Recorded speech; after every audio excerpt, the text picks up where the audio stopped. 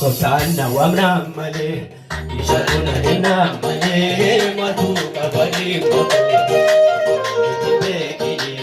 yebeetu gara koo dhufee gootee yeroo godhaako kansootu namaa dhibaa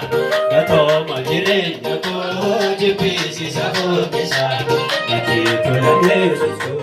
seenaa badeedee bisee gakuu nama dhiisisaa koftaanna waamnaa malee. Ishatuuna diimnaa malee matu qabanii itti beekini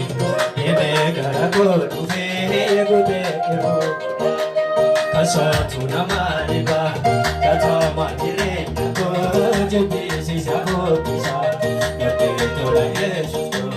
seenaa badeedee bisee namni nama beekamaa wabii waammatee dureessa birraa afaan dhagee toluufiidha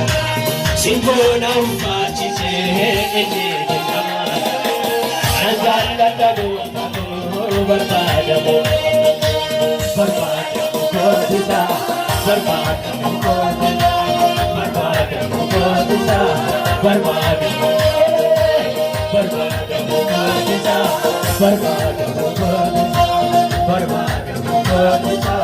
barbaadamoo kootisa. Koftaanna waamnaa malee ishatuuna hinnaa malee matu qabanii itti beekini